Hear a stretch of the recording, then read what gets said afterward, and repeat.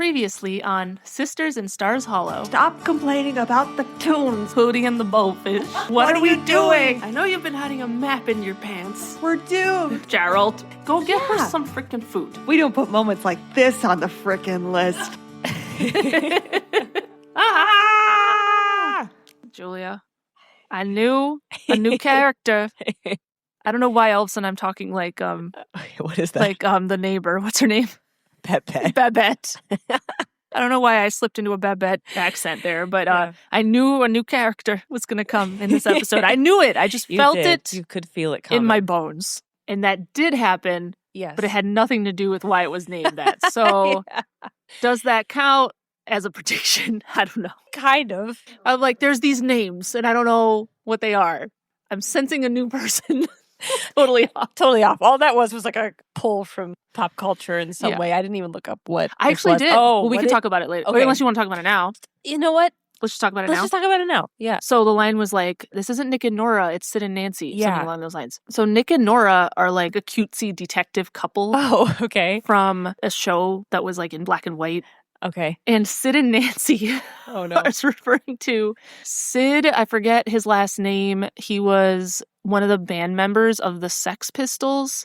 And Nancy was his girlfriend, and they both had this like super destructive relationship where like she got him addicted to heroin, and there was all this bad stuff happened, and she ended up dying, and then he died of an overdose. Like, this is like all this terrible stuff happened. Oh God! And they made a movie kind of based on that story. That's called Sid and Nancy. So that exists. So that's what that is. And that's what she says. She's like, this isn't she's Nick like, and Nora. this isn't Nick and Nora. This is more like Sid and Nancy. And it's just like, oh my God. that's pretty extreme. Like, it's like a destructive relationship. Yeah. I mean, the idea. The fight they had was intense. It was. I don't know if it was that intense. All right. Interesting. Well, that's the name of this episode. So right. So it's important. It's important maybe to know it is what that is referring to. It is. Yeah. That's interesting. So first note of business. Yes, I have a deep voice today. Again, this morning I did not have a voice. And I was like, oh God. And this is what happens at the end of those days. My voice just is really deep. So you go from having no voice to like a deep voice before it returns to normal. Yes. Well, so if it makes you feel any better, I honestly can't really tell. That's what everyone's saying, but I feel it. Like I know it's different sounding. But do you think my voice sounds any different than normal? No, because mine feels different than normal as well. But not because I've been sick, just because I've been like stressed over the last week. Oh God. Like it's just randomly like a rasp will just like come out of nowhere, and it's like whoa, appear. It will just a rasp has appeared. A wild rasp appeared. So hopefully that doesn't happen during this recording, but it might. And I hope my voice lasts. I hope so too. So it should be fine. Yeah. But second note of business, we have a listener shout out. My voice cracked during that. Listener shout out to listener Ashlyn. Hey, it's Ashlyn. Hey, it's Ashlyn. Coming over to play. We got the time to play. Hey, it's Ashlyn.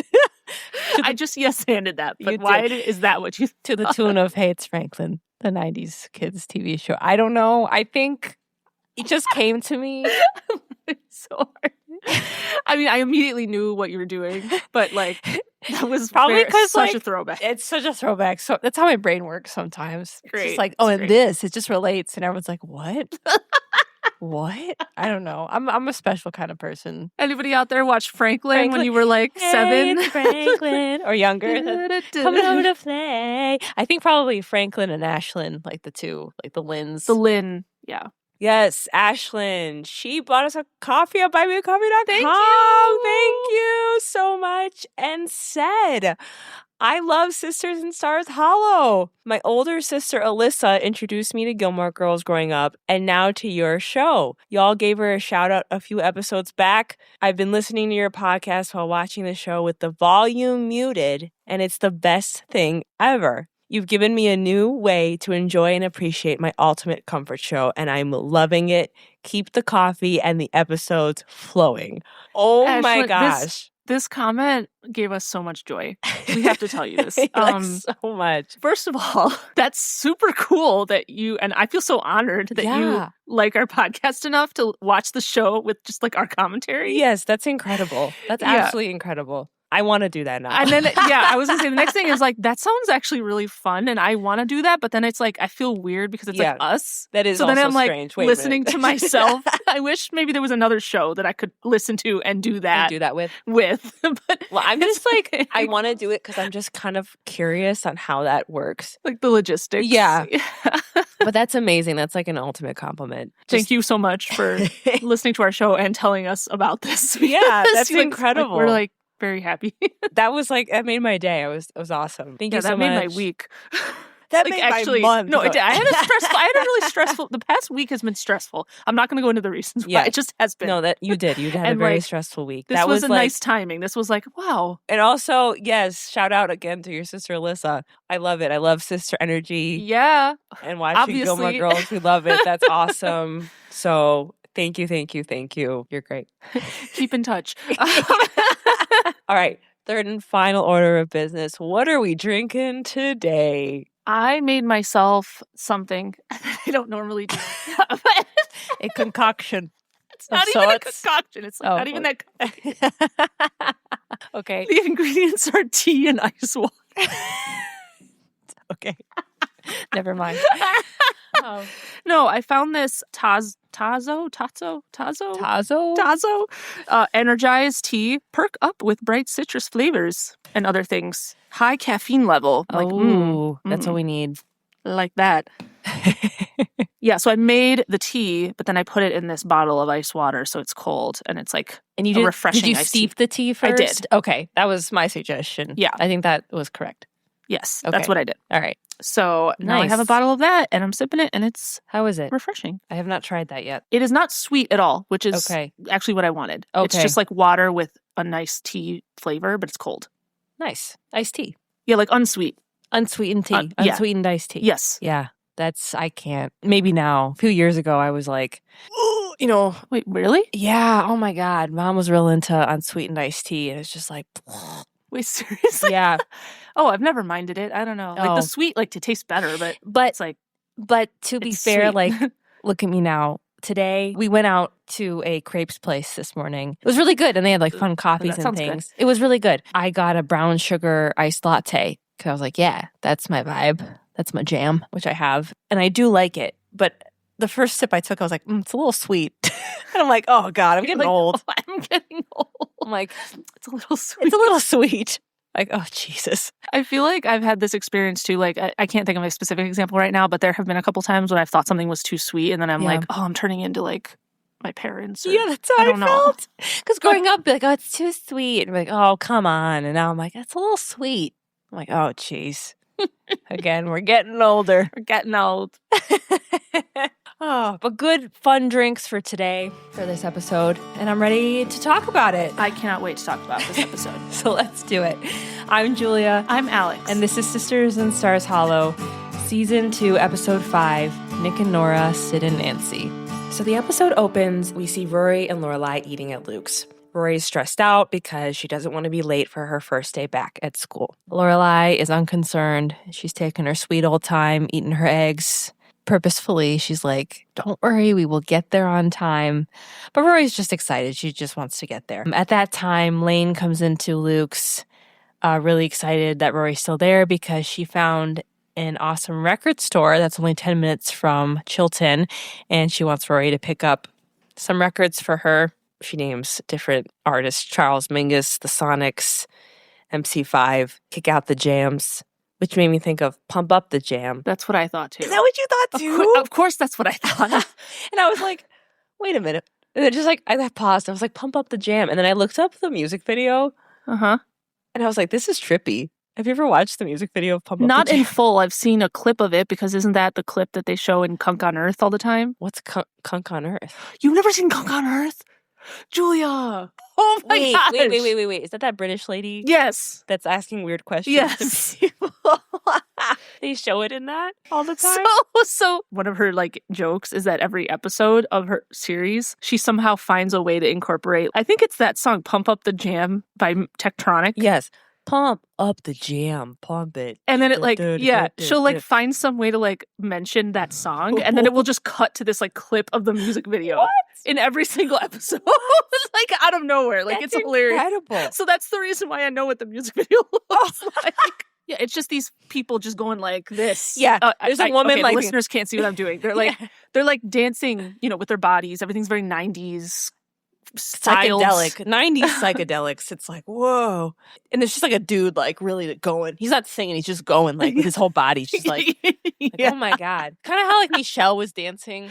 Oh yeah. Like it's kind of like that. that It's just like pump up the jam. Anyway, I went down that rabbit hole on my own. I was like, what's happening? Then I was like, let me get back to watching Gilmore Girls. But Rory agrees to get Lane all this music at that record store. At that time, Taylor enters the diner with a bunch of Boy Scouts. They all are wanting to order burgers and fries, and they're going back and forth, and there's questioning about ordering crispy fries when he didn't actually order fries, and it's these kids, and they're going crazy, and Luke is just getting frustrated. He's like, Taylor, get these kids out of here. I don't like children. Which at the time, I didn't really think about the significance of, but based on what happens in this episode, oh yeah, that's actually kind of like that's pointed. the tie-in. Yes, that's the tie-in. I mean, it immediately gets brought in. Yeah, it does. But I didn't even like make that connection when I'm like, oh, he just said he didn't like kids. He does not like kids. Taylor is like, have some respect. These boys have just completed their first leg of their outdoor cervical training. That's how survival. Survival. Thank you. I think I thought cervical. That was a typo in my notes. I was like, oh God, what type of Boy Scouts troop is this? Typo in my notes. They're outdoor cervical training. They're outdoor. So wrong. Okay. Survival training. And then there's this back and forth, and Lorelai is trying to order donuts, and then there's a kid trying to steal donuts, and then I feel like Luke threatened to like suffocate the kid under there. Did you catch that? Okay, I didn't interpret it as I'm gonna suffocate you. I was like, it was more like I'm gonna do something to you that will be uncomfortable. Okay, Alexandria. Okay. Okay. How is that better? And like not the same thing. It was suffocation. Like a fatal suffocation or like potentially. He said he was going to he threatened to do something. He was like, I'm going to put you in the glass case. Which would have suffocated What would that do to a person? But as this is going on, the phone rings. Everyone's like, no, we want our food and donuts. But he's like, I'm talking on the phone. And so Lorelai just starts getting donuts herself. And the kids are like, hey, she can't do that. She's breaking the rules. And Taylor says, that's right. She's breaking the rules. And people who break the rules end up very lonely with no friends because they have become society's outcasts. Which, like, I love that line. It's very Taylor. Yes, definitely very Taylor. But then we hear Luke shout. He's like, this is unbelievable. You will never change. Fine, I'll make the arrangements. I'm working. Bye. And hangs up the phone. And everyone is just looking at him like, are you okay? And he goes to Lorelai, like, do you have a sister? She's like, no. You know that I don't. Like, what? And one of the kids goes, I do. And Luke says, you have my sympathies. And the kid says, thanks, I appreciate that. Then it fades to the intro. If you're out.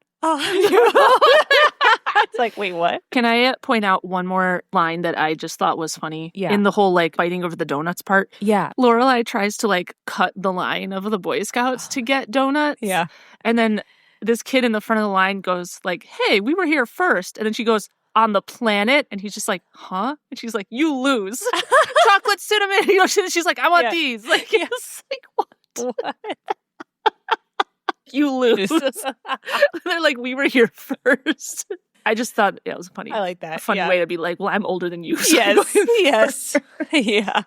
Fade into the intro and fade out. We see Luke. He's walking through Stars Hollow, carrying a ton of grocery bags from Dosie's.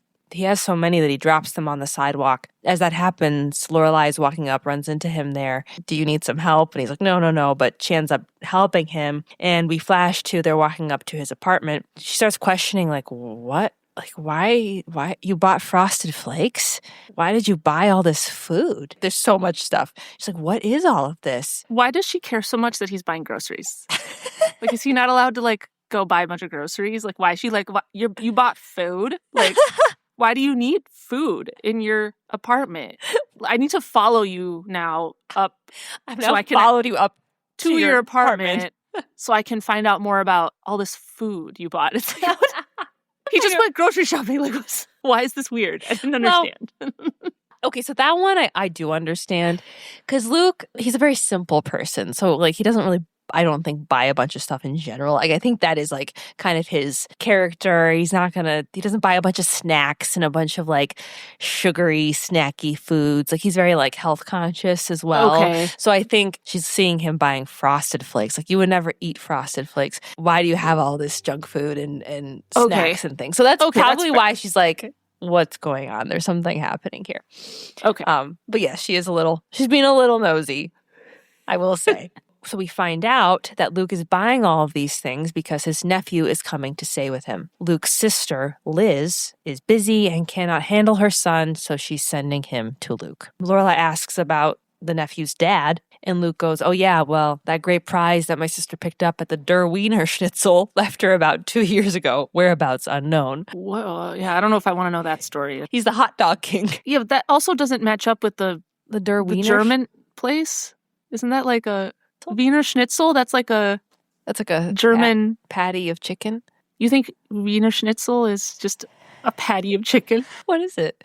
Veal? Yeah. Oh.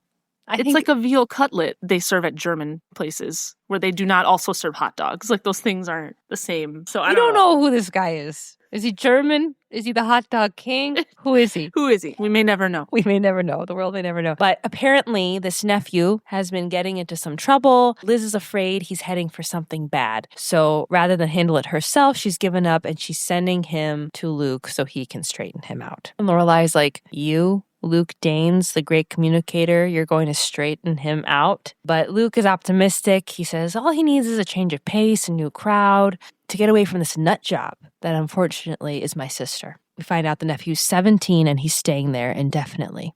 Lorelai thinks this is very generous of Luke and asks what trouble he's gotten into. And Luke's like, yeah, well, it's family. And says that it's just kid stuff, staying out late, getting rowdy. But then he pauses and he's like, well, actually, I don't know exactly what trouble he's getting into. But Luke thinks the problem is obvious. It's his mother. You can't count on Liz for anything. Luke says that when their mom died, they were young and it was just Luke and his dad and Liz. His dad worked all the time. Luke worked in the store with his dad and Liz was off doing her own thing, God knows what. And the minute she graduated from high school, she was out of there. It didn't matter that their dad was sick or the store was failing. She just took off, married the hot dog king. So, wait, who is this guy? So is he the guy from the Wiener Schnitzel place or the hot dog king? They had a kid, he left, and now here we are. During this conversation, we see Luke, he's blowing up something on the ground. And Lorelai's like, well, what are you doing? And he says, it's a bed for Jess, his nephew. Lorelai goes, Luke, that's not a bed, it's a raft. She says, that's fine if you're going to build a moat around the diner. But Luke's like, it's fine, it's temporary. And Lorelai says, okay, well, how does Jess feel about all of this? And Luke goes, I don't know, I haven't talked to him. He doesn't have a choice. He's coming here, end of story.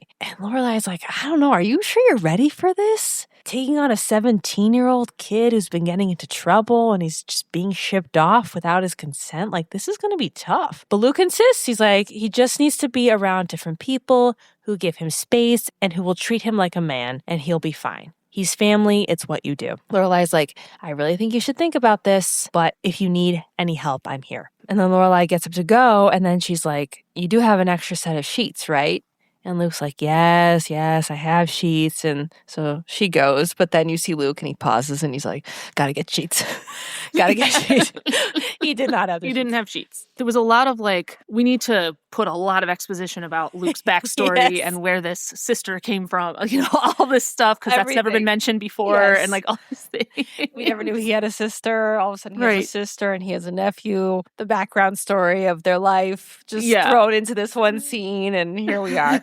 Yeah, I want you to remember how they describe her. I have a feeling you're telling me that because it might change later. It's not going to be consistent or something. It's like, oh, they portrayed her this way, but then maybe she's going to come to Stars Hollow one day and it's going to be like different or something. I just want you to picture her in your head. Okay. Yeah, obviously don't tell me anything. I won't tell you anything and I won't tell you anything else. Just picture her. Just picture her. You want me to tell you what I'm picturing? Well, sure. What do you think right now? Somebody who's kind of like scattered, like all over the place.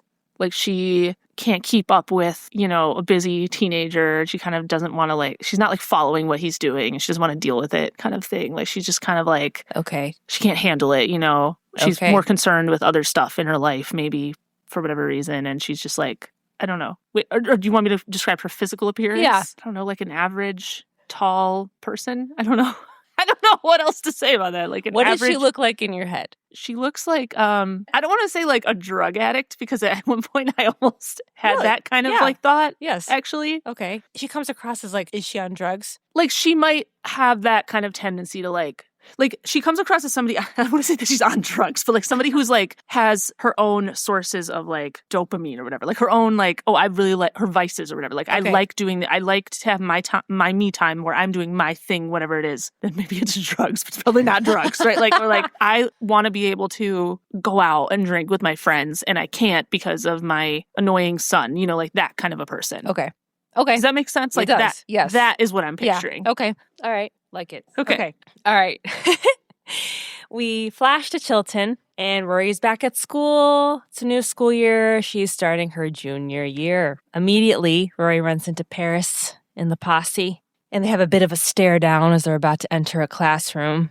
Paris just like shrugs her off like, ugh, and like they enter into the classroom and Rory's just like, okay, here we go, round 2. Rory approaches Paris and wants to talk. Says it doesn't have to be like this. We're going to be spending a lot of time together and on the Franklin and on the school newspaper this year. Wait, that's why you were thinking about Franklin. Oh, maybe. Subconsciously. Maybe. I figured it out. Okay, Franklin, anyway. yeah. See, it's all related. There you go. Basically, we're going to be spending a lot of time together in classes and we can try to get along. So they started having this back and forth and Rory trying to plead her case, basically. Paris is standing her ground. And Rory says, look, if you want to spend your time and energy making me miserable, that's your choice. I'm just suggesting an alternate plan. And the paper could be really great this year. At that point, Madeline and Louise appear. And Madeline and Louise are like, talking, you two? What? And Paris is like, well, with the paper, there's going to be, a lot of time together, a lot of long afternoons and weekends. And Louise is like, weekends? No one said anything about weekends. I need my weekends. Paris says, all right, well, we need to coexist, right? So that's what we'll do. Paris tells Rory that the first Franklin meeting is today at 4:00. And Rory's like, sounds good. Do you ever notice that Rory kind of has like a baby voice? Yeah, I have. Does it bother you? A little bit. Okay. But yes, I have noticed sometimes that her voice is a little bit like young sounding. In this line right here, it was really like noticeable to me. Where I was like, okay, sounds good. You're like, oh, okay. But anyway, it seems like, all right, maybe we can mend these wounds that don't even need to be there. We can start building a good professional coexisting relationship. Yeah. Rory seems happy. I was hopeful too. Yeah, feels good. Then we flash back to Stars Hollow. A bus is pulling in. Luke's waiting at the bus stop. And off comes Jess. We are meeting a new character here, Jess Mariano. I had a little Italian flair there too. Mariano. Just Mariano. For the first time, played by, which I'm going to make this Italian too, Milo Ventimiglia. Whose real life wife is named Jara Mariano. Her last name is Mariano, which is hilarious. Oh. I found His this out. character is Mariano? Yes. Yes. So everyone's like, oh my God, that's so That's cool. so funny. Yeah. This is really exciting because have you ever seen him in anything else? He looks familiar, but I couldn't He's also put my finger on what else he is. This Is Us. Have you seen that? No. Okay. I've seen like a couple episodes of it, but I don't remember. He is he one of plays- the main characters? Well, he plays the dad of the kids. Like the main characters are the children and they have flashbacks of their parents and he plays the dad. In the flashbacks? In the flashbacks, yeah. Okay, it's been way too long. I've seen like 2 episodes of it, so I wouldn't remember that. Yeah. But yes, there's a new boy on the scene. A new boy. There is a new boy on the scene. It's Jess. He came off the bus and they started playing La La music and I was like, this is an important new boy in town. What will happen? I'm like weirdly giddy in this moment. Because it's just exciting because it's like... Because I have no idea what's going to happen. Yes. Is that why? It's like, oh my God, it's Jess. I mean, very obvious that this is like going to be somebody here. Yeah. They introduced him like, he's coming. How long is he going to be here? Indefinitely. How old is he? 17. Like, okay. Yeah. It's pretty obvious. Yeah. It's Jess. We don't know what's going to happen here, but it's exciting. We're meeting him for the first time. So Jess comes off the bus. Luke and Jess greet each other. Kind of has like a Jess, Luke, just nodding. Luke says, okay, and leads the way to the diner. So is this the same day? It is, because in a little bit, we're going to see Lorelai wearing the same outfit she was wearing earlier. Oh, you're right. So it is the same day. This all happened in the same day. He was notified Jess is on a bus and is getting there this afternoon and is staying with you indefinitely. Okay, bye. So no wonder why Luke's upset.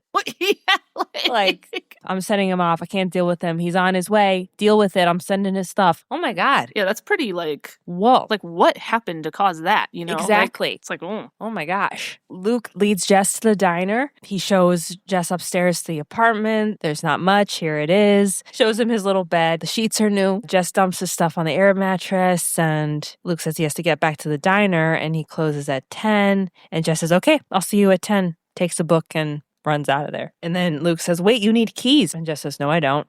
And leaves. And Luke just goes, I so don't want to know why. Unconcerned. He's just like, oh God. Ugh. Yeah. I don't want to know that you know how to pick locks. Is it that you know how to pick locks? Is that the implication there? Like, that's what I got. That's what I got. It's either that or it's like, yeah, I'm not coming back here. It's the other option. Oh. Which I don't think. I felt it was like oh gosh, he knows how to pick locks. Yeah, clearly he wasn't running away or something, but like, yeah, anyway. And so we flash and we see Jess leaving the diner and he looks out into Stars Hollow. There's all these people walking around, people walking their dogs and their families. The town is setting up for fall time and decorations. And you see like this mom and daughter duo in these like bright pink outfits, which I was like, what? Yeah, I noticed that as well. Like, that was so like, what? Jess is just looking around and there's this song playing in the background. This is hell. This is hell. Welcome to hell. The song, it's like panning all around. There's all these like happy people. Yes. There's like people in the park doing like cartwheels, and everyone's just like, hey. It's like, yeah, people are like decorating. It's just this song like, this is hell. That was really funny. Great moment. So Jess just walks off into Stars Hollow. We fade back to Chilton. Rory is sitting outside of a classroom. She checks the time. It's before 4 o'clock. She's reading a book, and then she realizes there's people inside talking. She looks in. It's the Franklin meeting. She's like, oh, I thought we started at 4, and there's a teacher there. Like, no, we start at 3:15 sharp. Thanks for joining us. Sit down. So Paris lied to her. Paris is continuing to be annoying and evil. Stop, Paris. So that was frustrating. Paris says, well, since you're late, all the good articles are taken. But, oh, wait, let me check. There might be something here on my list. Oh, yeah, there's the paving of the new parking lot tomorrow. You can cover that. It's just like, you can't be serious. And Paris is like, oh, no, I'm absolutely serious. There's an angle there somewhere. But if you think it's below you, you can always wait till next issue. Use this time to get your nails done or get a massage or something. And Rory's like, no, it's fine. I'll cover it. The meeting is basically dismissed after that. Rory approaches Paris after the meeting and says, I'm going to write the greatest piece on pavement you've ever read. And next time when you give me the scoop on the new copper plumbing installations, I'm going to be just as thrilled. And no matter how many crappy, stupid, useless assignments you throw at me, I'm not going to quit and I'm not going to back down. So you can go home tonight and think about how no matter what you do and no matter how evil you are, at the end of the year, on my high school transcript, it's going to say that I worked on the Franklin. So if you'll excuse me, I have some reading to do on the origins of concrete. Yeah. Like, yeah, Rory. Tell her, Rory. Don't back down. Felt so good when she did that. It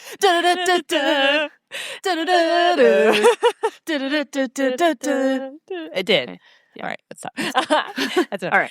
But yeah, I was like, yes, don't let Paris step all over you. No. All Paris can say is 1,000 words on my desk next Tuesday. We then flash to outside of the Chilton halls and we see Mr. Medina. He exists and he's still there and he's teaching and he's going to end up seeing Rory eventually. Oh my God. He's walking through the halls and he and Rory run into each other and they're both shocked to see each other. They're like, oh, and Rory just turns the other way and Max is like frustrated, like, oh, and then turns the other way and walks away. He couldn't get any words out, but as the two of them walk away, they pan to a window and Paris's face is like in the window. She just saw this interaction. She's like, what? Huh.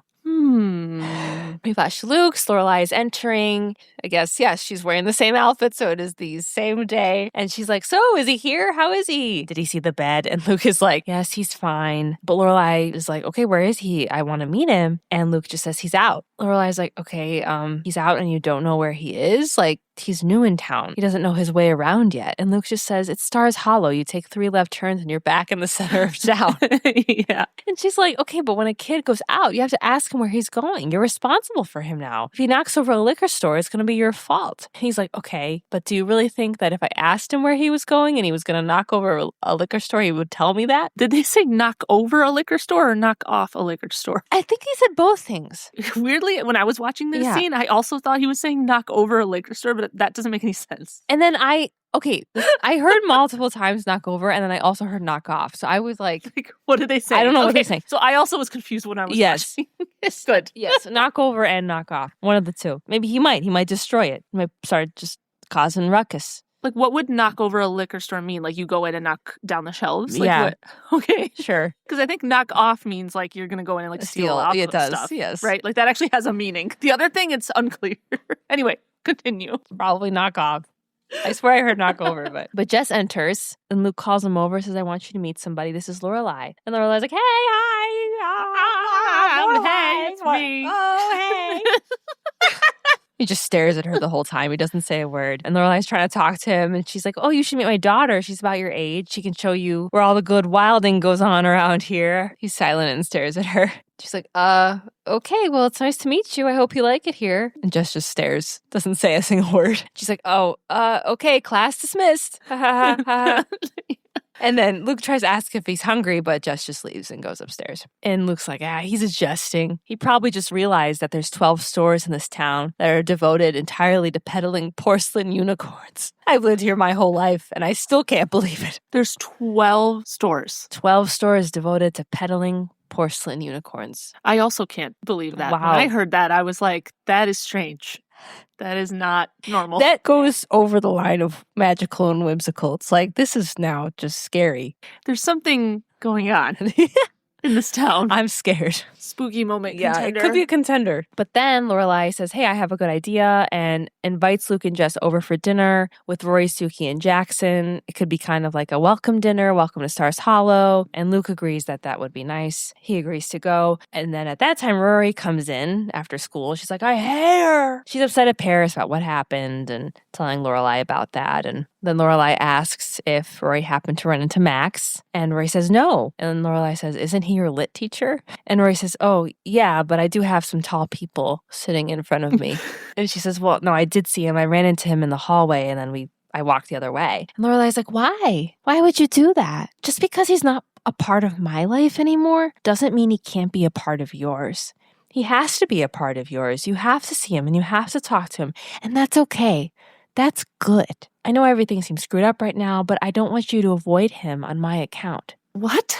I know the intent here was like, he's your teacher. You can still like talk to him. It's fine. It's, I think, what they meant to make that moment about. But that's not the words that were stated. So it's not the words that were stated. And also, I don't think you guys have had like an actual discussion about what went down and like Rory's feelings about all of this. This whole thing has been very emotional for Rory. It's for everyone, yeah. But like for Rory, yeah. No, but yeah, you're probably right. I don't think they talk. Well, she keeps trying to talk about it. Remember in the other episode, and then it was just like, no, I don't want to talk about it from her mom. So it's like, okay.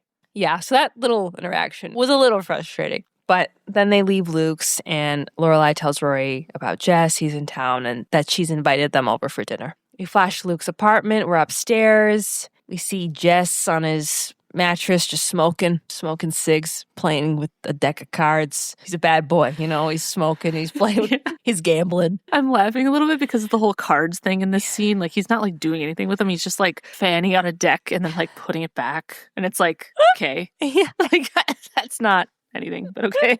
But sure. Oh, Luke is up there. I don't think I've made that clear, but Luke is up there and the phone rings. He answers and it's Liz, but Jess does not want to talk to her. Liz is sending more stuff his way and it will be there on Friday. Luke is trying to be comforting to Jess, trying to justify the situation, and just says, your mom thinks this will be good for you. Call her when you feel like it. And Jess is not listening. He just wants to play poker with Luke. He keeps upping the betting offers. Luke is like, no, I don't want to play poker. And then he like sits down. He's like, so Lorelai, that girl you met earlier, well, you met her today and she invited us over to her house for dinner tomorrow night. You can meet Rory. You didn't meet her, but you'll like her because she's a lot like Lorelai, but she has a slightly tighter grasp on reality. And I love that he said that. Yeah. But she'll be there and, it'll be a chance for you to meet some people. And so I said yes. The way he says that, it's like telling someone he like said yes to someone asking him to marry. Yeah, like it was a marriage this proposal or huge something. deal, like Yes. this really, really big, something with a lot of weight to it. Yes, It's like, not just like, oh, we're going over proposed to. for dinner tomorrow night. Yeah. Like, what? So I said yes. And just stares at him and gets up and leaves. He doesn't say anything. We flash back to Chilton.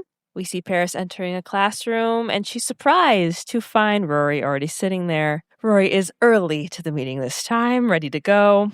And Rory's like, yeah, well, I felt so bad about the mix-up last time. I wanted to make sure it didn't happen again. Madeline and Louise enter the classroom. They're discussing school relationship gossip. And Madeline asks Paris about writing a gossip column for the Franklin. And Paris is like, oh, yeah, I don't know. That's a hard one. There's been 10 editors of the Franklin that have gone on to work at the New York Times. 6 have gone on to the Washington Post. 3 are contributing editors to the New Yorker. 1 went on to win the Pulitzer Prize. And I could be the first editor in history of the Franklin to introduce a column about who's biffing Boofy. I don't know. She said something funny. It was like biffing Boofy, buffing Biffy, Biffing Buff? What? Biffing Buff? It wasn't that. I think it was biffing Boofy. Okay. It was funny. She's like, that's a quandary. I'm going to have to get back to you on that one. But then the teacher enters. She read everyone's column and they all did amazing. She says to Paris, you should be proud of the team you have here. When you've got a reporter who can take an incredibly mundane and seemingly unimportant subject like repaving of the faculty parking lot and turn it into a bittersweet piece on how everybody and everything becomes obsolete, then you really got something. Amazing. Wow. Yeah! Yeah! Rory, yeah. And Rory's just smiling like, oh yeah, I got you. And the teacher's like, Miss Gilmore, I was touched. Man, this piece brought her to like tears probably. And she says to Paris, like, you better give Rory something with a little more meat next time. Like, she's really good. Don't give her these fluff pieces. At one point in this meeting, Paris goes over to Rory to congratulate her, suggests that Rory take on one of the better pieces. And Rory says, what's the catch? Paris says, no catch. She's offering Rory a front page interview with the teacher that everyone voted as like the best teacher from last year. Right. Rory thanks her, but then finds out it's Mr. Medina. Paris, again, did this on purpose. Paris is like, I'm sorry, is there a problem? Is there a reason you wouldn't want to interview him? You can get the most personal info since he and your mother are involved. They're still involved, aren't they? Rory goes, that's none of your business, but accepts the interview. Flash to the Gilmore house. It's the night of the dinner. I have to pause. Yeah. Because I want to point out another like timeline inconsistency. Did she write that article in one night? Because they showed her at Chilton getting the assignment. Then she went to Luke's after school and told her mom about what had happened. Yes. That was the same day that Jess had just gotten there. And, Lorelai was already there. But now it's Tuesday and she already turned in the article to the teacher in one night when I think it was supposed to be like a week later. Or was it just due the next day? I think it was a week later. Why was it a week later? Because now they're doing the dinner, which was the supposed dinner to be the next tomorrow night? Yeah, I thought so. Or maybe I just assumed it was tomorrow night, but maybe it was supposed to be like next week. I don't know. That seems like a lot of time has passed, if that's true. Wait, so she did write it in one. The way that this all played out, she wrote the article in one night and then went to the paper meeting the next day, and the teacher had already read it. I think she was supposed to have a week. I think so too. There's a weird timeline inconsistency there. You're right. That I caught it. You're right. I'm like, hey. Wait a minute. Yeah. What are you going to do? It's fine. Yeah. I was like, hey. Hey. But yes, it is the night of the dinner, the welcome dinner for Jess. Suki and Jackson are there preparing a very large and expansive dinner with pot roast, mashed potatoes, all sorts of things. But Suki makes grilled cheese just in case Jess doesn't eat meat. Suki says, we're going to make this kid think he died and went to heaven. And then Jackson says, or Henry VIII's house. I wrote that down because I was like, wait, what?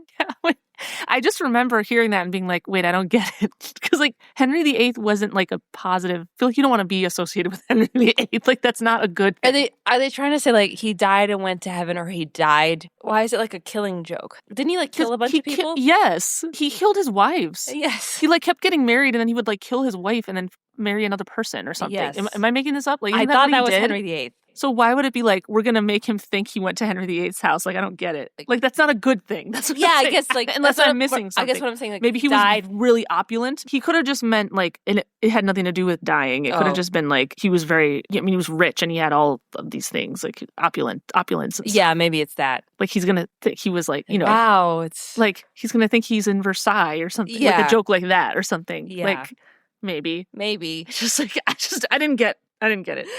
I'm probably missing something. I don't know. know. But Luke and Jess arrive. Lorelai invites them inside. Jess just starts walking around the house. He's doing a little snooping. He is. Don't love that. We didn't even get to Rory's room yet, and you're already upset about the snooping. He's snooping. Lorelai invites Jess into the kitchen. Jackson and Suki are like going on about lemons that they grow. Like, this is an amazing It's a Meyer lemon. It's a Meyer lemon. Ah! And I'm like, this is not a good look. For being like, this town is great, you know? It's like these two crazy Be friends with these people. Yeah. It's a great lemon. Oh, it's like, oh my God. Oof. But then Jess enters Rory's room. Rory's like, oh, hi. And he starts looking at her book collection. He says, wow, aren't we hooked on phonics? And Rory says, I read a lot. Do you? And he says, not much. But he picks up a book. He's looking at it and she offers to loan him the book that he's holding. Then Lorelai says, dinner's ready. Rory's about to go out, and Jess tries to convince Rory to ditch the party. And Rory's like, no. Like, what? He's like, oh, why not? And she's like, 'cause it's Tuesday night and there's nowhere to go in Stars Hollow. Like, everything's already closed. And she's like, look, Suki just made a ton of great food and I'm starving. And though it may not seem like it at the moment, it's going to be fun. Trust me. He says, I don't even know you. She's like, well, don't I look trustworthy? He says, maybe. Rory's like, come on, I'll get you a soda. Jess says he'll get it. And she's like, okay. And she walks off. But we see Jess grab, instead of a soda, a beer from the fridge. And he sneaks onto the back porch.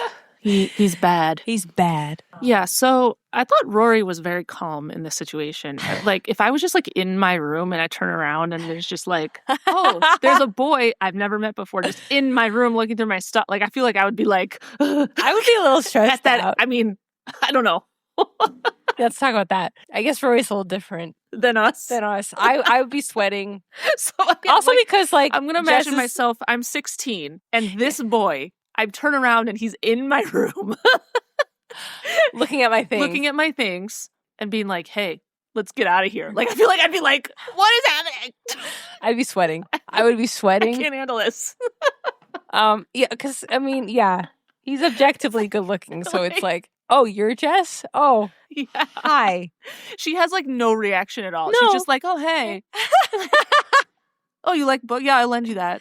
Hey, you want to climb out your window? No. Like, it's just no. like she has no reaction to this whole situation at all. Nothing. In that way, you know what I mean? Yeah. Like, You'd be a for little like a high school. Like, nervous. Yeah.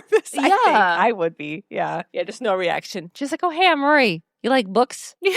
It's like, oh. What? It's also just because it's at their house, too. Like, I feel like that makes it extra, like, whoa, I don't know. It's not, they're not just, like, out somewhere. Like, it's intimate. Yes. I get you. Yeah. It's like all of a sudden there's like a cute 17-year-old kid in my room looking at my books, being like, hey, let's get out of here. Oh. Yes, that's what I'm saying. Like, she's just like, she just has zero unfazed.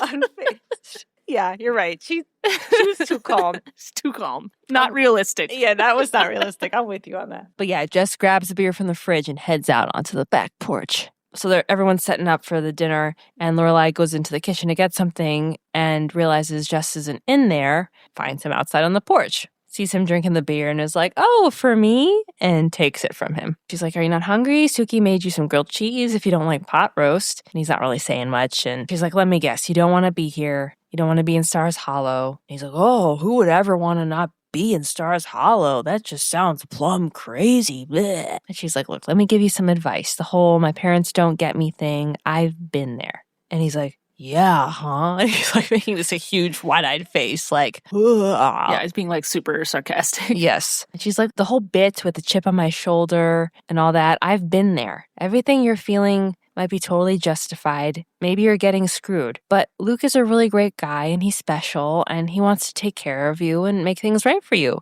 So you're incredibly lucky to have him. If you give the situation a chance, you might be surprised at how good it can be. You might love living here and how comfortable it feels to have someone like Luke you can really depend on. Jess goes, what, are you sleeping with him or something? She's like, oh, excuse me? she was like so offended. It was like really offended, which like, okay, fair, but also she was like, what? How dare you even imply that I might be sleeping with it? Excuse me? And he's like, I don't know, the whole starry-eyed speech. You're either really naive or you're getting some. And she's like, oh, I wish I had an enormous cream pie I could smash in your face right now. Okay. And Jess is like, look, you don't know anything about me or my mom or my life or Luke, so leave me alone. Lorelai storms back inside and Luke's like, where's Jess? And Lorelai says, he's outside and he's way more messed up than you realize. That wasn't even that bad. I think she thinks like, oh yeah, I have a teenager. I can just like handle it. But, like, okay, this is a different person. Yeah. So, but also like, that shouldn't have phased her that much. No, that's why I was like, why is she so like, oh, he's messed up. That kid is messed up. It's like, he said a rude comment. That was rude. I mean, obviously that was like rude. Yes. Like, he was being rude. Yes. Yeah, that can happen with teenagers. So, and clearly you were not expecting that, apparently. Like, I don't know.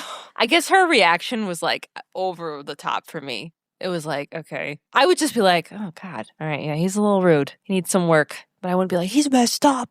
Yeah. Messed up. I don't know. I was just like, all right. Lorelai's like, he's outside and I catch him with a beer. I don't even bust him. I just try talking to him. And Luke's like, what? Why are you talking to him? Lorelai tries to recap what she just said. And she says, I'm trying to help. Luke says, I don't need your help. I know what I'm doing. I'm getting tired of your condescending tone. You have kids, so you know everything, right? You got lucky with Rory, but you got pregnant at 16. That doesn't exactly show the best decision-making skills now, does it? And then she goes, now I wish I had 2 pies. Okay, you never have to hear from me again. Go find Jess. And Luke's like, don't tell me what to do, and goes outside. That was also uncalled for. Also, like, why is Luke so upset in this moment, too? It's just like, what? How all of this went down. This whole escalation, it was like too much. It was like, a lot. Well, okay, yeah. We don't really see how the dinner goes. We don't see what happens. It seems like maybe they just left. Like, the two of them just leave. They could have. I think Jess definitely leaves because Rory makes a comment about that later on. So, oh, okay. Well, they probably both. I mean, I don't think Luke sat and ate with them after that. You know what I mean? And what happened? Yeah. So, like, they must have just like left. They must have just left. Terrible. That stinks.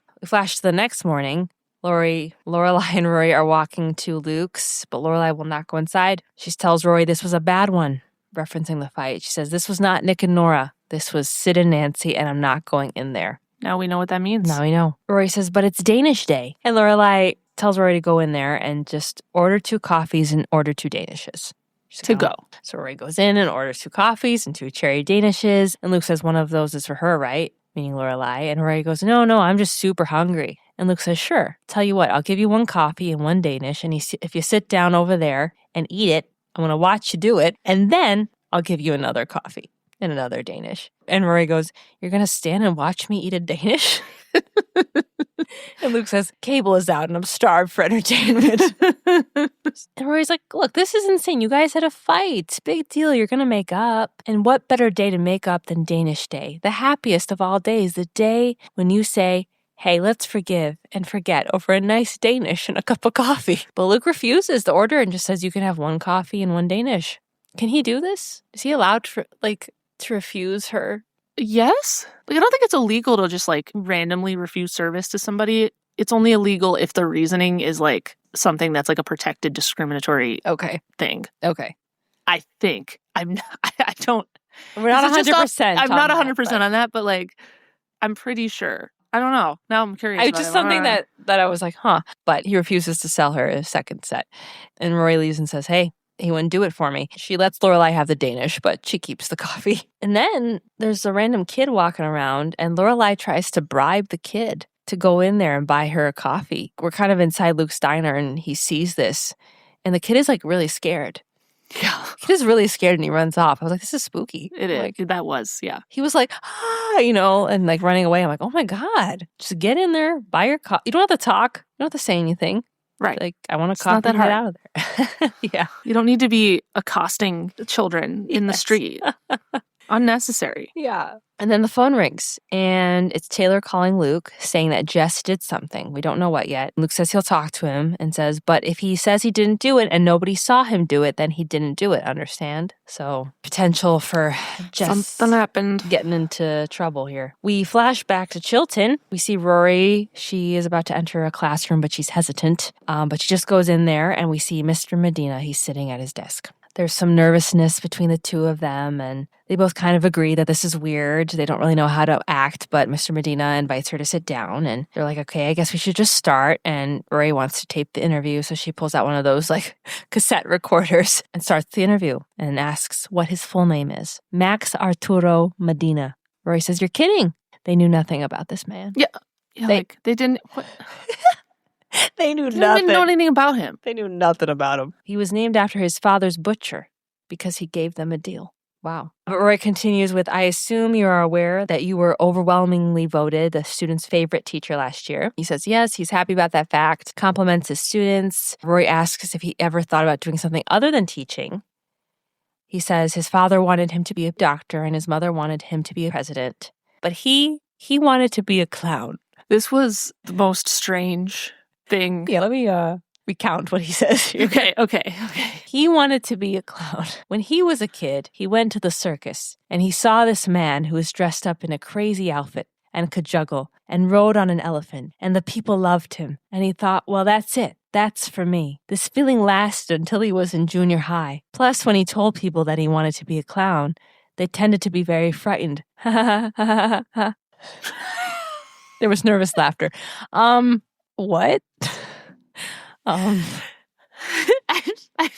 wrote down, I find it very strange that Mr. Medina wanted to be a clown. I don't know, because not that there's anything wrong with that. It's just that is totally not his personality at all. Everything we know about this person is a completely not that type of personality. So now I'm questioning, do we even know this person? Nobody knows him.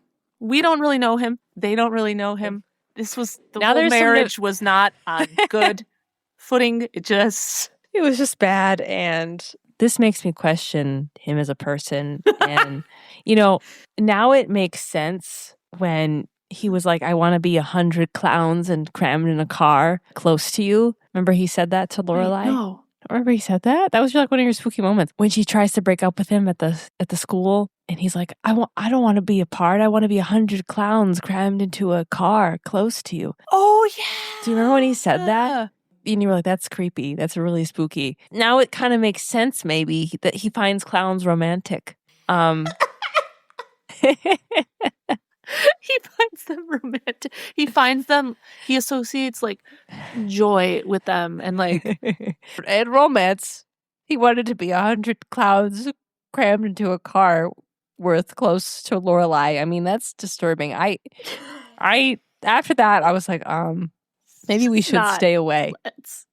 Maybe we should stay away. This is not the right path. Also, there's this now like the 7th tally of like clowns being brought up in this show. Clowns get brought up a lot, and I'm always like, oh god, clowns. That I did notice, like the clown donut the one time. Yeah. What? Clown donuts, clowns at birthday parties. I don't like it. I don't like it either. No, I don't like clowns. Like I'm not afraid of them, but I just clown imagery is not my friend. It's just we've talked about this before, but so yeah, this is like a contender for spooky. Yes, this was a contender for spooky moment. Yeah, clearly. Rory tells a story of when her mom took her to the circus once when she was really little, and a clown knocked into her and dropped her cotton candy, and they didn't have a lot of money back then, so she couldn't get another. Her mom chased the clown on stage and ripped off his wig and wouldn't give it back unless he bought her another one. And Max is like, oh, sounds like your mom. And they're both like, oh, ha, ha, ha, Lorelai, ha, ha, she's crazy. I'm like, what the hell? That's crazy behavior. That's what I wrote. I literally have in all caps, this is crazy behavior. They're like, oh, they're shaking their head finally, like, wow, sounds like her. I'm like, If I witnessed that, I'd be like, what the we got to get out of here. That's like one of those things where like someone starts like filming and then posts it to like crazy effing videos on Reddit or something. Like that's that. But I might get another cotton candy. You clown. It's like literally a clown like ripping off their stuff. Like, whoa. Oh my God. Like, yeah, sounds like your mom. Ha ha ha. Disturbing. Yeah, this whole thing. It's all weird, spooky, uncomfortable clown stories. I don't know. Like on top of the awkwardness of that she's interviewing him, just all it. But then Rory asks if he regrets never becoming a clown. And Max says he does not believe in regrets. Every experience he's had, even if it didn't turn out how he wanted, he firmly believes they were all worth it. Okay. Does that answer the question? That's not really... I guess he's saying, no, I don't have regrets. So no, he doesn't Because I don't ever have regrets. Is basically his answer. So, okay. But then Rory stops the recording and says, I just want you to know I really wanted you to be my stepfather. And Max says, I just want you to know I really wanted to be your stepfather. And they just sit in that for a minute. And then Rory continues the interview. That moment made me really sad. I don't know how you felt about it, but I was like, oh my gosh. And this is why I get so frustrated with like Lorelai not talking to Rory about this, because clearly this meant something to her. And she was really excited about this. Yeah. And she says it right there. I wanted you to be my stepdad. I was looking forward to that. I was really excited about this new family dynamic. And it's sad. Oh God, that moment made me really sad. I was like, oh, clearly Rory has, needs to talk about this. Yeah. And Lorelai won't. And Lorelai won't do it. Which is just very upsetting. And Lorelai earlier being like, it's fine, it's good. Yeah, everything's fine. Yeah, because she's not thinking it like have means a relationship anything with him. It's like, this is hard on Rory. That also, hurts. did Lorelai and Max ever talk? We don't know. Do you understand my frustration Yes. when I'm like, this wasn't addressed? This is never addressed. We have no idea. This is the first time we're seeing Max after last episode. We don't know what happened. We don't know what happened. And it drives me nuts. But I went into that a lot last episode. We don't have to go into it again. But yeah. It just reminded me again. Yes. No mention. Nothing. Very upsetting. We flash back to Stars Hollow. Luke is waiting for Jess outside of Stars Hollow High and confronts him. Says he got a call from Taylor claiming that Jess went into the market and took money out of the donation cup that is there to help repair the bridge. Luke told Taylor that he was crazy, that Jess would never do anything like that, and he hung up on him. Jess says, well, what do you think? Luke says, if you say it isn't true, I'm going to believe it isn't true. And Jess says, well, then it isn't true. And Luke goes, well, that doesn't sound too convincing. And then Jess is just like, what do you want from me? What do you want from me? What do you want? Stop talking to me. Yes. Stop it. And starts yelling at Luke. He's just like, blah, blah, about all these different things he's upset about.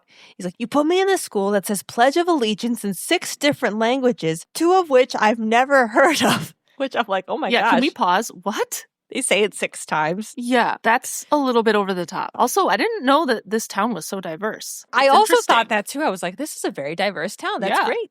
I love that. That is great. It's just like, okay. But then they say it 6 times, 6 different languages. Like that would take a long time. That would. That really would. It seems unnecessary. Also completely unrelated to their conversation. Yeah. What is the shirt that he's wearing in this scene? Did you notice this? Like, was that yeah, Jess. It was like a weird, like really tight fitted thermal shirt where it's like the top was like wider, but then it like went narrow. And I'm like, was that like a style? Like, what is that? I tried to take a screenshot of it, but then my phone wouldn't let me. Like Netflix has like they won't let you do it, so I couldn't. But it's like disproportionate almost to like his jeans being like wide. Yeah, I think what they were trying to do is find like tight tops for him to show that he's like really muscular. Well, you could kind of tell that. Okay, I could tell that. Like, yeah, he's kind of like muscular. He has like that build, but like. Anyway, okay, we can move on from that. It was just like...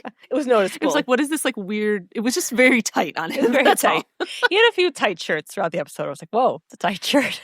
That was the main one I noticed. I don't know, but... There's a couple. But yeah, so Jess is like, blah! He basically is yelling, just leave me alone, just stop. And Luke is like, fine. And so they storm off together down this bridge. And then they cross a pond and Luke just shoves Jess into a pond.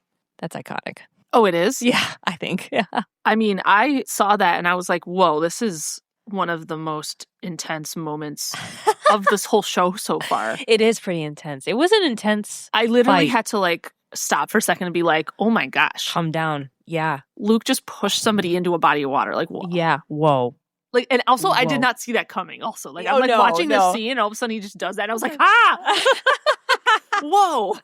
Okay. Pushed him in. It was shocking. It was shocking. It sticks. It was a standout moment of the episode. Was Luke pushing Jess into to the water. We flash to the Gilmore house. Rory is studying in the kitchen. Lorelai's in there. She wasn't able to find good coffee today in Stars Hollow or any of the surrounding areas, but notices Rory is working on a project and is looking at her notes and sees that it's her interview with Max. And so Rory explains what it is and why she's doing it and says it wasn't that bad and it was good because she was able to talk about some things with him. There it is. Max is able to talk to Rory about some things, but but you can't. You're the mother here. I'm glad Rory got some closure there with him. Yeah. That's good. And Lorelai's impressed with Rory's writing, is just reading her notes. And Lorelai says, wow, he sounds like a hell of a guy, doesn't he? And she kind of shakes her head and says, I sure know how to dump him, don't I? I'm rolling my eyes. Yeah. Yeah. But also, I mean, it wasn't really good anyway, but like. Right. But yes. But how you handled the whole thing was also not good. So. Right. So, but Rory has to run out and grab some folders for school. So she runs out. But then Luke shows up and knocks on Lorelai's door. Out of nowhere. It's Luke at the back door. And barges in and just goes, I pushed him in a lake. Everyone's like, what? What? Explains the whole situation, that Jess is being impossible, and he just pushed him in the lake. Luke says, you were right. I'm so far in over my head. You were right. Why did I do this? I don't like kids. He's basically saying, I don't like kids. Like, they're always sticky. They have jam hands. Yeah, he goes they have jam on their hands. Like, I don't like kids. They're always sticky, and I don't know where the stickiness comes from, but they have jam hands, and I don't know what I'm doing, and you were right, and all these things. And it's like, I can't handle jam hands. Yeah. And it's like, Laura, the first thing she says is like, okay, first of all, Jess is 17, so he's probably out of the jam hand stage. I love that because it's like, we're in the jam hand Yes, you stage. and I are in the jam hand stage, so like, I get that. It's like, yep. Yeah, I think he's out of that stage. But Lorelai's all right, calm down, just trying to help him, trying to give him some advice. And then Babette shows up. She barges into the kitchen and she's like, hey, have you guys seen Beer Pong? Beer Pong? And everyone's like, seen Beer Pong? Luke's like, what? It's like, it's her gnome. He's gone missing. He's the one with the little pipe. I hope nothing's happened to him. He gets so attached to the little faces, sometimes you can hear them talk to you at night. Spooky That was moment. also spooky. I was like, moment. What the F? Okay, Babette, I know you're a little weird, but like, you're talking to the garden gnomes? Okay. She can hear them talking to her at night. That is so creepy. That's like the plot of one of the Goosebumps books or something. Like, the garden gnomes, like they're alive. I don't know. Beer Pong. Oh my God. Luke says, you know what? I wouldn't worry. I think you're going to see Beer Pong real soon. And then says to Lorelai, he says, I'll see you tomorrow at the diner for your Danish, even though it's not Danish day. He saved her one. And he leaves. That was nice. You. You. Oh, You. little you. It's one of those moments for sure. Then we flash to Luke's apartment. Luke barges in the door and says to Jess, okay, I got you the patch, the gum, hypnosis tape, Chinese herbs, self-help books, several pictures of diseased lungs to hang on the fridge. And he just slaps that cigarette out of Jess's mouth. This is done. We're done with the smoking. He says, you will get up, you will go to school, you will come home, you will work in the diner until closing, you will do your homework, and then you will go to bed. Where's the gnome? Jess is just like, what? And Luke is just like storming around the apartment, like doing stuff, looking for the gnome. He's like, weekends are for chores and pre-approved outings, i.e., cabal studies. Is that what he says? Cabal studies. Something like that. That's what it sounded like. Cabal studies, freeway beautification projects, pottery painting are all discussable options. And he says this, he finds the gnome in the closet. I love that he finds the gnome in the closet. Like, he did take the gnome. Like, how did Luke know that? It's like so like random. I know. And he goes, you will not steal. You will pay back Taylor Dozy. You will graduate high school and you will return Beer Pond to his yard. I will not let you drift. I don't know if this is how this should be handled, but that's how I'm handling it. And this is the end of the discussion. And Jess again just gets up and leaves, storms on out there, bouncing almost like, oh, and just gets on out of there. And Luke says, where are you going? And Jess is out. And Luke is left there with Beer Pong. And he says, well, at least I asked. It's true. That's true. He's trying. He's like, here. This was a lot better than before. Before he's like, oh, okay. Oh, you're just going to leave for the day? Like, all right. But yeah, so Jess storms out. And so now we're outside. Jess is walking in Stars Hollow. And he sees Rory from afar. He walks on over to her. And he says, hi, and asks what she's doing out here. And Rory says, oh, I needed something for school. Says, what about you? And he says the same thing. And she's unconvinced about that, but says that was quite a disappearing act you pulled the other night. And he says, potlucks and Tupperware parties aren't really my thing. She says, so you're too cool for school, huh? He's like, exactly. And he starts doing like a little magic trick. She's like, look, if you ever want to speak to me again, don't pull that out of my ear. And the nose is off limits too. Honestly, anywhere you wouldn't naturally find a coin, like don't pull it out of there. Like, let's keep it that way.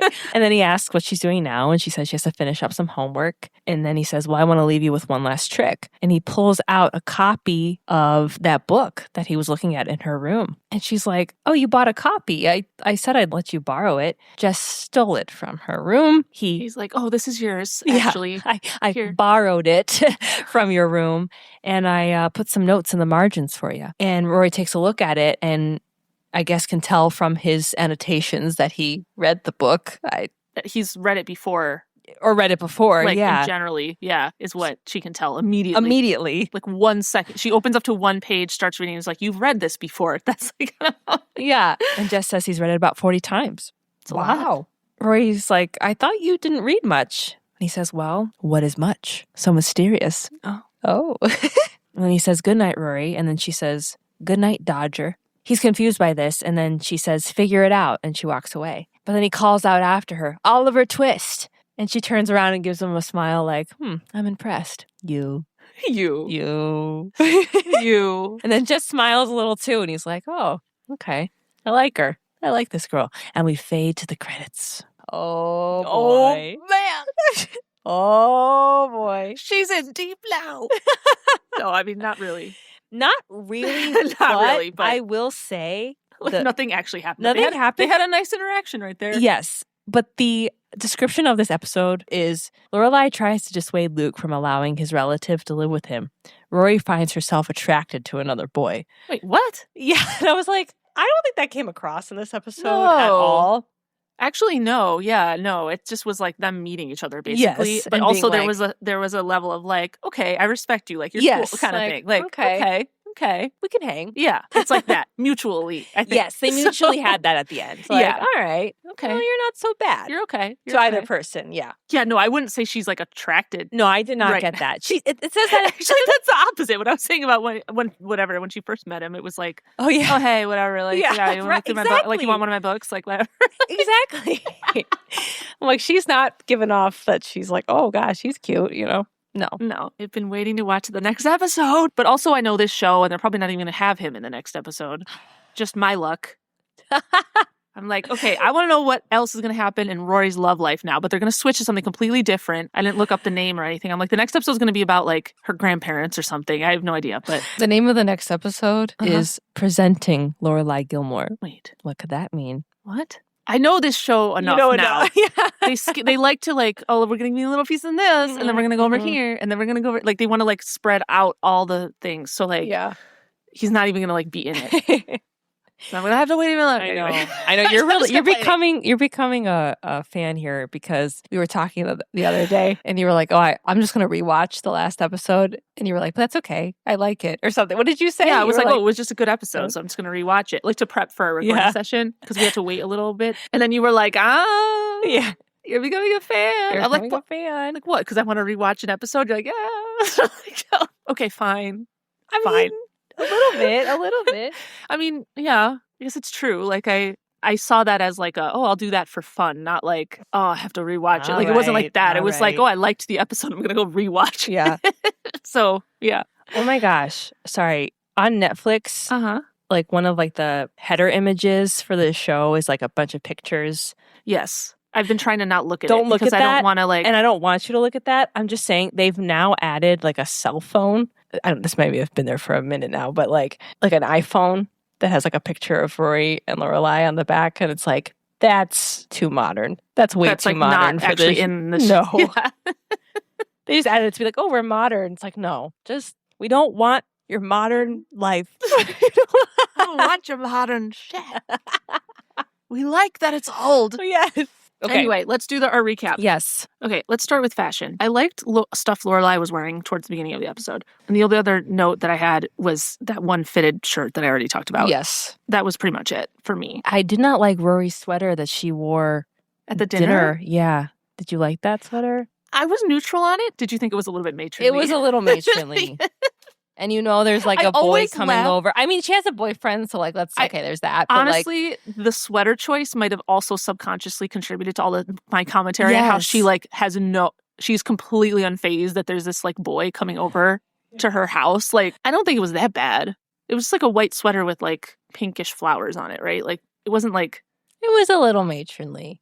That's something that I would maybe wear to like a Sunday family thing. Not like, a boy's coming over. Well, exactly. Okay, fine. I didn't like it for the event that was fair. happening. That's fair. What about wholesome moments? I can't even really think of any. A wholesome moment? I don't know that there were really any wholesome moments. I don't think there was Guys, I don't think there was a wholesome moment.